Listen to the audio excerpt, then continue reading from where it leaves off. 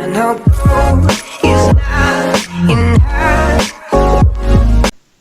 everyone, welcome to Stardust Academy. ഞാൻ റോഷ്ന. നമുക്കിന്ന് accounts of insurance കമ്പനീസിൽ കുറച്ച് സ്പെഷ്യൽ ടേംസ് പഠിക്കാനുണ്ട്, അതേപോലെ അതിൻ്റെ അക്കൗണ്ടിങ് ട്രീറ്റ്മെൻറ്റും. അപ്പോൾ നമുക്ക് നേരെ ക്ലാസ്സിലേക്ക് പോകാം. അപ്പോൾ ഇതിൽ ഫസ്റ്റ് വൺ വരുന്നത് പ്രീമിയം ആണ്. പ്രീമിയം നമ്മൾ ഇതുവരെ വേറൊരു ബിസിനസ്സിൽ നമുക്കില്ല അല്ലേ. ഇൻഷുറൻസ് കമ്പനിയുടെ ബിസിനസ്സിലാണ് നമ്മൾ ആദ്യമായിട്ട് പ്രീമിയം വരുന്നത്. അപ്പോൾ അതിൻ്റെ ട്രീറ്റ്മെൻറ്റ് എങ്ങനെയാണെന്ന് നോക്കാം.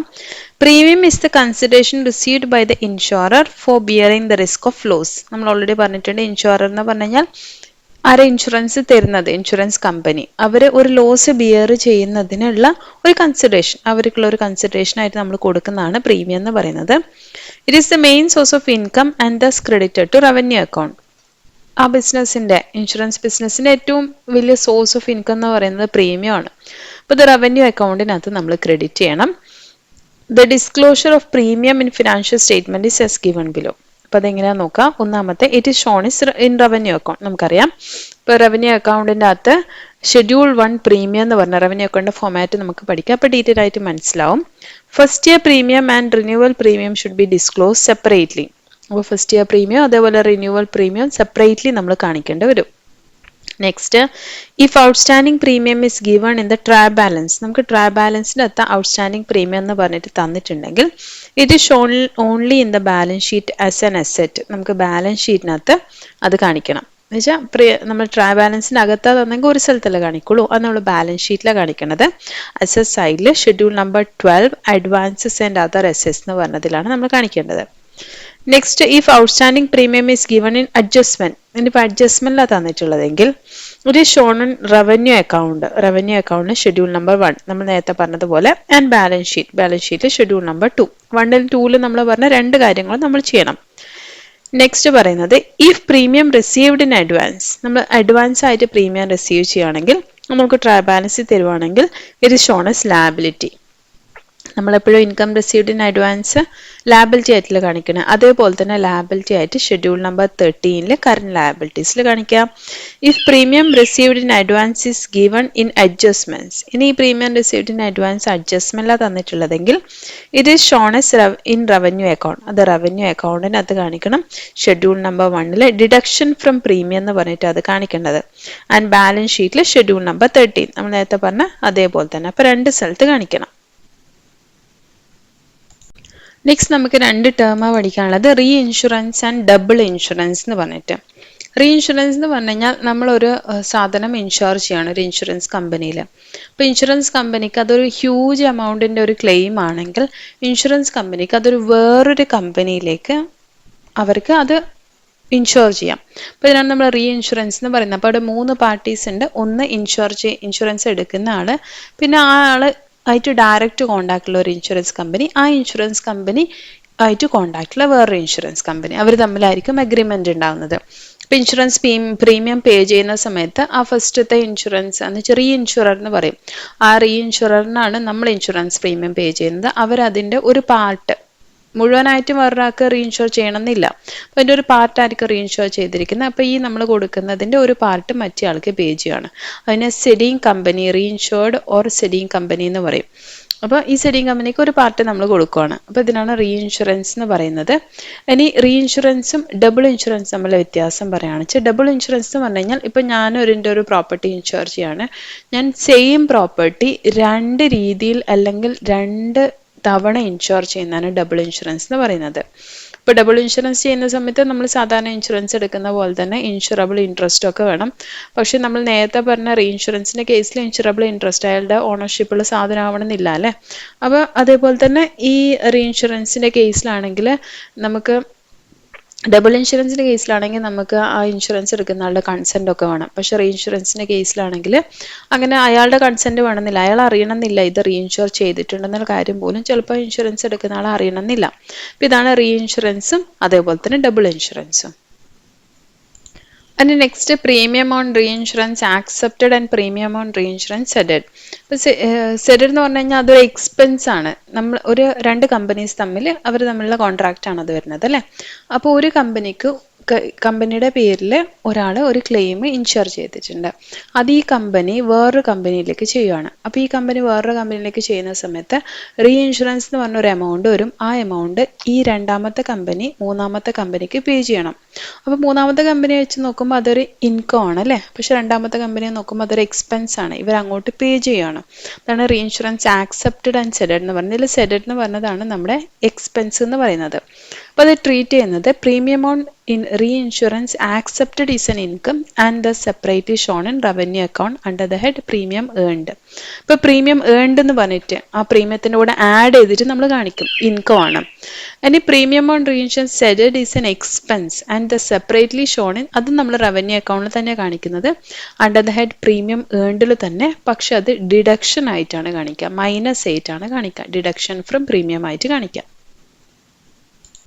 ഇനി നെക്സ്റ്റ് ഒരു ടേം വരുന്നത് bonus in reduction of premium. Normally നമ്മൾ വിത്ത് പ്രോഫിറ്റ് പോളിസിയുടെ കേസിൽ പ്രോഫിറ്റ് ആയിട്ട് കൊടുക്കുന്നതിന് പകരം, പ്രോഫിറ്റ് എന്ന് പറഞ്ഞാൽ ബോണസ് കൊടുക്കുന്നതിന് പകരം അത്ര എമൗണ്ട് നമ്മുടെ കൊടുക്കാനുള്ള പ്രീമിയത്തിൽ നിന്ന് കട്ട് ചെയ്തിട്ട് എടുക്കും ചില സിറ്റുവേഷൻസിൽ. ഇപ്പം നോർമൽ നമ്മൾ പ്രീമിയം അടിച്ചുകൊണ്ടിരിക്കുന്ന 10,000 ആണെങ്കിൽ നമുക്ക് അതിൻ്റെ അകത്തൊരു ബോണസ് ഇഷ്യൂ ആയിട്ടുണ്ടെങ്കിൽ ആ 10,000 പിന്നെ നമ്മൾ അടക്കണ്ട, അതിനകത്ത് ആ ബോണസ് കട്ട് ചെയ്തിട്ട് ബാക്കി അടച്ചാൽ മതി. എന്നുവെച്ചാൽ നമുക്ക് ഇങ്ങോട്ട് തരുന്നതിന് പകരം നമ്മൾ അങ്ങോട്ട് അടക്കേണ്ടതിൽ അഡ്ജസ്റ്റ് ചെയ്യുകയാണ്. അപ്പോൾ ഇതിനാണ് ബോണസ് റിഡക്ഷൻ എന്ന് പറയുന്നത്. ഇത് നമ്മൾ നോർമലി കാണിക്കുന്ന ജേർണൽ എൻട്രി എന്ന് പറഞ്ഞാൽ bonus in reduction of premium to premium account എന്ന് പറഞ്ഞിട്ട് കാണിക്കാം. അപ്പോൾ അത് ഡിസ്ക്ലോസ് ചെയ്യുന്ന ഫിനാൻഷ്യൽ സ്റ്റേറ്റ്മെൻറ്റ്സിൽ അത് കാണിക്കുന്ന ഒന്നാമത്തത്. If it is given inside trial ബാലൻസിൻ്റെ അകത്ത് കാണുന്നുണ്ടെങ്കിൽ it is shown only in schedule 4 benefits paid of revenue account. ഇപ്പോൾ ഷെഡ്യൂൾ 4ൻ്റെ അകത്ത് റവന്യൂ അക്കൗണ്ട് ഷെഡ്യൂൾ 4ൻ്റെ അകത്ത് ബെനിഫിറ്റ്സ് പെയ്ഡ് എന്ന് പറഞ്ഞിട്ട് അതിനകത്ത് കാണിക്കണം. ഇനി നെക്സ്റ്റ് പറയുന്ന if it is given as an adjustment തന്നിട്ടുണ്ടെങ്കിൽ നമ്മൾ രണ്ട് സ്ഥലത്ത് കാണിക്കണം അല്ലേ. ഇത് shown in schedule 1 premium addition to premium. Schedule 1-നകത്തും കാണിക്കണം ആൻഡ് ഷെഡ്യൂൾ 4-നകത്തും കാണിക്കണം. റവന്യൂ അക്കൗണ്ടിൽ ഷെഡ്യൂൾ 4-നകത്തും നമ്മൾ കാണിക്കണം. അപ്പോൾ ഇതാണ് ഇതിൻ്റെ ട്രീറ്റ്മെന്റ് എന്ന് പറയുന്നത്. അപ്പോൾ bonus in reduction of premium എന്ന് പറഞ്ഞാൽ നമ്മൾ അടക്കുന്ന പ്രീമിയത്തിൽ ഒരു റിഡക്ഷൻ വരുവാണ്, വെച്ചാൽ അത്രയും നമ്മൾ അടക്കേണ്ടാത്ത ഒരു സിറ്റുവേഷൻ വരുവാണ്. അതിനാണ് bonus in reduction of premium എന്ന് പറയുന്നത്. നെക്സ്റ്റ് വരുന്ന കമ്മീഷനാണ്. കമ്മീഷൻ എന്ന് പറഞ്ഞു കഴിഞ്ഞാൽ നോർമലി ഇൻഷുറൻസിൻ്റെ ഏജൻസ് ഉണ്ടാവും അല്ലേ. അപ്പോൾ ഏജൻസിന് കമ്മീഷൻ കിട്ടുന്നുണ്ട്. അപ്പോൾ കമ്മീഷൻ കിട്ടുമെന്ന് പറഞ്ഞു കഴിഞ്ഞാൽ അത് ഇൻഷുറൻസ് ബിസിനസ്സിൻ്റെ കേസിലാകുമ്പോൾ അതൊരു എക്സ്പെൻസ് ആയിരിക്കും. ഇപ്പോൾ റവന്യൂ അക്കൗണ്ടിൽ നമ്മൾ ഡെബിറ്റ് ചെയ്യണം, കമ്മീഷൻ എക്സ്പെൻസ് എന്ന് പറഞ്ഞിട്ട് ഡെബിറ്റ് ചെയ്യണം ഷെഡ്യൂൾ നമ്പർ 2. ഇനി റീ ഇൻഷുറൻസ് ആണെങ്കിൽ റീ ഇൻഷുറൻസ് ആയ സമയത്ത് നമ്മൾ അവിടെ രണ്ട് കമ്പനീസ് തമ്മിലെ കോൺട്രാക്ട്, അപ്പോൾ അവർ തമ്മിലും കമ്മീഷൻ വരുന്നുണ്ട്. When the ceding company reinsured transfers a part of business to the reinsurer. റീഇൻഷുററിൻ്റെ ബിസിനസ് ട്രാൻസ്ഫർ ചെയ്യുന്ന സമയത്ത് നമ്മൾ ട്രാൻസ്ഫർ ചെയ്യുന്ന കമ്പനിക്ക് ഒരു കമ്മീഷൻ റിസീവ് ചെയ്യും. ഈ ആർക്കാണോ ബിസിനസ് കിട്ടിയിരിക്കുന്നത് അവരൊരു കമ്മീഷൻ കൊടുക്കും. അപ്പോൾ ആ കമ്മീഷനെ നമ്മൾ റീഇൻഷുറൻസ് കമ്മീഷൻ അല്ലെങ്കിൽ റീഇൻഷുറൻസ് സെഡഡ് എന്ന് പറയുന്നതാണ്. ഫോർ ദ റീഇൻഷുറിൻ്റെ കേസിലാണെങ്കിൽ അതൊരു is called commission on reinsurance accepted എന്ന് പറയും. Is disclosed in financial statement as given below. ഇപ്പോൾ നമ്മുടെ ഫിനാൻഷ്യൽ സ്റ്റേറ്റ്മെന്റിൽ അതെങ്ങനെ കാണിക്കാന്ന് വെച്ച് കഴിഞ്ഞാൽ commission on reinsurance ceded is an income. ഇപ്പം നമ്മൾ റീഇൻഷുറൻസ് കൊടുത്തതിൻ്റെ ഇൻകം ആണ് അല്ലേ, അതിൻ്റെ മേലെ കിട്ടിയ കമ്മീഷനാണ്. അപ്പോൾ അത് ഇൻകം ആണ്. And thus shown in schedule number 2 deduction from commission expense. Commission എക്സ്പെൻസിൽ നിന്ന് ഡിഡക്ഷൻ ആയിട്ട് അത് കാണിക്കാം. Commission on reinsurance accepted is an expense and thus shown in schedule number 2 addition to commission expense. അപ്പോൾ അത് കമ്മീഷൻ എക്സ്പെൻസിന് അഡീഷൻ ആയിട്ട് കാണിക്കും. While calculating the amount of commission outstanding at the end of the year should be added and commission outstanding in the beginning of the year should be deducted. നമ്മൾ normally ചെയ്യുന്നത് പോലെ തന്നെ outstanding എന്തെങ്കിലും ഉണ്ടെങ്കിൽ നമ്മൾ add ചെയ്യും. അതേപോലെ തന്നെ കഴിഞ്ഞ വർഷത്തെ ഔട്ട്സ്റ്റാൻഡിങ് ഉണ്ടെങ്കിൽ മൈനസ് ചെയ്യുന്നില്ലേ, അതേപോലെ തന്നെ ഇതിൻ്റെ കേസിലും കമ്മീഷൻ്റെ കേസിലും നമ്മൾ ചെയ്യണം. കമ്മീഷൻ്റെ കേസിൽ മാത്രമല്ല പ്രീമിയത്തിൻ്റെ കേസിൽ വരുമ്പോഴും ഇതേപോലെ തന്നെ നമ്മൾ കാൽക്കുലേറ്റ് ചെയ്യേണ്ടത്. നമ്മൾ നോർമൽ ചെയ്യുന്ന പോലെ ഔട്ട്സ്റ്റാൻഡിങ് ഉണ്ടെങ്കിൽ ആഡ് ചെയ്തിട്ട് കാണിക്കണം. ഇനി നെക്സ്റ്റ് പഠിക്കാനുള്ളത് ക്ലെയിം ആണ്. ക്ലെയിം എന്ന് പറഞ്ഞു കഴിഞ്ഞാൽ ഇപ്പം നമുക്ക് കിട്ടാനുള്ള എമൗണ്ട് ഇല്ല, അതിനാണ് നോർമൽ ക്ലെയിം എന്ന് പറയുന്നത്. Claim refers to the amount due by the insurer to the insured who has suffered loss on account of insured event. In life insurance, it occurs when a policy falls due for payment. It arises either on death of the insured. അപ്പോൾ ഓരോന്നിൻ്റെ ഇപ്പോൾ life insurance ആണെങ്കിൽ ഒന്നിക്ക് ഡെത്തിൽ അല്ലെങ്കിൽ ആ maturity time ആകുന്ന സമയത്ത്, ഇനിയിപ്പോൾ മറ്റുള്ള insurance ആണെങ്കിൽ എന്താണ് നമ്മൾ ഇൻഷുർ ചെയ്ത ആ ഇവന്റ് സംഭവിക്കുന്ന സമയത്ത്, അങ്ങനെയാണ് നമുക്ക് ക്ലെയിം സംഭവിക്കുന്നത്. ക്ലെയിമിനെ നമുക്ക് ക്ലാസിഫൈ ചെയ്യാം. Claims intimated, accepted and paid. Already pay ചെയ്തിരിക്കുന്ന കമ്പനി പേ ചെയ്തു. രണ്ടാമത്തെ claims intimated, accepted but not paid. Intimate ചെയ്തിട്ടുണ്ട്, ക്ലെയിം ഉണ്ടെന്ന്, അത് ആക്സെപ്റ്റ് ചെയ്തിട്ടുണ്ട്. ഇൻറ്റിമേറ്റ് ചെയ്യുന്ന കസ്റ്റമറാണ്. ഇപ്പോൾ ആർക്കാണ് ഇൻഷുറൻസ് പോളിസി എടുത്ത് അവർ ഇൻറ്റിമേറ്റ് ചെയ്യണം, അത് കമ്പനി ആക്സെപ്റ്റ് ചെയ്യണം, എന്നിട്ടാണ് പേ ചെയ്യുന്നത്. അപ്പോൾ ആക്സെപ്റ്റ് വരെ ആയി, പേ ചെയ്തിട്ടില്ല. Next claims intimated but not yet accepted and paid. Next വരുന്നത് അത് ആക്സെപ്റ്റഡ് അല്ല, പെയ്ഡും അല്ല, ഇൻറ്റിമേറ്റഡ് മാത്രം. Next claims rejected. ഇനി ക്ലെയിം റിജക്റ്റ് ചെയ്യാം. ശരിക്കും അത് കറക്റ്റ് അല്ലെന്ന് തോന്നിക്കഴിഞ്ഞാൽ റിജക്റ്റും ചെയ്യാം. For outstanding claims at the end of the year, the following journal entry is passed. അതിനുള്ള journal entry എന്ന് പറയുന്നത് claims account to claims intimated and accepted but not paid to claims intimated but not yet accepted and paid. ഇങ്ങനെയാണ് നമ്മൾ journal entry കാണിക്കുന്നത്. ഇനി ഇതിനകത്ത് the disclosure of claims in financial statements എങ്ങനെയാണെന്ന് വെച്ച് കഴിഞ്ഞാൽ, ഒന്നാമത്തെ it is shown in schedule number 4 benefits paid to revenue account. ഇപ്പം ഷെഡ്യൂൾ നമ്പർ 4 കാണിക്കുക റവന്യൂ അക്കൗണ്ടിന്റെ. Claims on re insurance seeded is deducted in schedule number 4 benefits paid. ഇനി re ഇൻഷുറൻസിന്റെ ആണെങ്കിൽ നമ്മളത് ഡിഡക്റ്റ് ചെയ്യണം. Claims on re insurance accept, നമുക്ക് കിട്ടിയ re insurance business ആണെങ്കിൽ അത് ആഡ് ചെയ്യണം ബെനിഫിറ്റ്സ് പെയ്ഡിൽ. അപ്പം എങ്ങനെയാണ് അതിന്റെ ട്രീറ്റ്മെന്റ് വരുന്നത്? നെക്സ്റ്റ് നമുക്ക് പഠിക്കാനുള്ളത് പെയ്ഡ് അപ്പ് വാല്യൂ പോളിസിയാണ്. പെയ്ഡ് അപ്പ് വാല്യൂ പോളിസി എന്ന് പറഞ്ഞാൽ ഒരു ലൈഫ് ഇൻഷുറൻസിൽ ഒരാൾ പ്രീമിയം അടച്ചുകൊണ്ടിരിക്കുകയാണ്. കുറച്ച് കാലം കഴിഞ്ഞപ്പോൾ അയാൾക്ക് പ്രീമിയം അടക്കാൻ പറ്റുന്നില്ല. അപ്പോൾ അയാൾക്ക് എന്ത് ചെയ്യാം, ആ പോളിസി ഡിസ്കണ്ടിന്യൂ ചെയ്യാൻ പറ്റും. ഡിസ്കണ്ടിന്യൂ ചെയ്യാന്ന് വെച്ചാൽ അവിടെ വെച്ച് നിർത്താം. പക്ഷെ അയാൾക്ക് അതിനനുസരിച്ചുള്ള സം എഷ്യൂർഡ് മാത്രമേ കിട്ടുള്ളൂ അല്ലേ. എവിടെയാണ് നമ്മൾ നിർത്തി അതിനനുസരിച്ചിട്ടുള്ള മാത്രം. അപ്പോൾ പെയ്ഡ് അപ്പ് വാല്യൂ പോളിസിയുടെ വാല്യൂ കണ്ടുപിടിക്കാൻ sum assured into number of premium paid divide by total number of premium payable. നമ്മൾ എത്രയാണ് സം എഷ്യൂർ ചെയ്തത്, അതിൽ എത്രയാണ് ശരിക്കും പ്രീമിയം പേ ചെയ്യേണ്ടത്, എത്രയാണ് നമ്മൾ അടിച്ചത്, അതിൻ്റെ ഒരു പ്രൊപ്പോർഷനേറ്റ് വാല്യൂ ആയിരിക്കും പെയ്ഡ് അപ്പ് വാല്യൂ എന്ന് പറയുന്നത്. നെക്സ്റ്റ് ബോണസ് നമ്മൾ ഓൾറെഡി പറഞ്ഞിട്ടുണ്ട്. വിത്ത് പ്രോഫിറ്റ് പോളിസിയുടെ കേസിൽ നമുക്ക് സം എഷ്യൂർഡ് കൂടാതെ ഒരു സെപ്പറേറ്റ് എമൗണ്ട് ഉണ്ടാവും. അത് നമുക്ക് പോളിസിയിൽ ബോണസ് എന്ന് പറഞ്ഞിട്ട് റിസീവ് ചെയ്യാൻ പറ്റുന്ന ഒരു എമൗണ്ട് ഉണ്ടാവും വിത്ത് പ്രോഫിറ്റ് പോളിസിയിൽ മാത്രം. അപ്പം ഇതിന് പല രീതിയിൽ നമ്മൾ ഈ ബോണസ് കൊടുക്കുന്നുണ്ട്. ഒന്നാമത്തെ cash bonus. It is the amount of bonus which is paid in cash. Bonus in cash is issued immediately after the calculation of profit. It is shown is revenue account under appropriation account. അപ്പോൾ പ്രോഫിറ്റിൻ്റെ ഒരു പാർട്ടാണ് നമ്മൾ bonus ആയിട്ട് കൊടുക്കുന്നത്. അപ്പോൾ cash bonus എന്ന് പറഞ്ഞു കഴിഞ്ഞാൽ നമ്മൾ എപ്പോഴാണോ പ്രോഫിറ്റ് കാൽക്കുലേറ്റ് ചെയ്യുന്നത് അപ്പോൾ തന്നെ ഇഷ്യൂ ചെയ്യും. അപ്പോൾ അത് നമ്മൾ റവന്യൂ അക്കൗണ്ടിൽ അപ്രോപ്രിയേഷൻ എന്ന് പറഞ്ഞിട്ട് അത് കാണിക്കും. Next, interim bonus. It is the bonus declared in between two valuation balance sheet.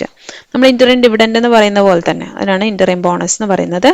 It is declared before the ascertainment of profit and thus shown in revenue account as separate item after benefits paid. അപ്പോൾ അതൊരു separate item ആയിട്ട് നമ്മൾ കാണിക്കേണ്ടി വരും.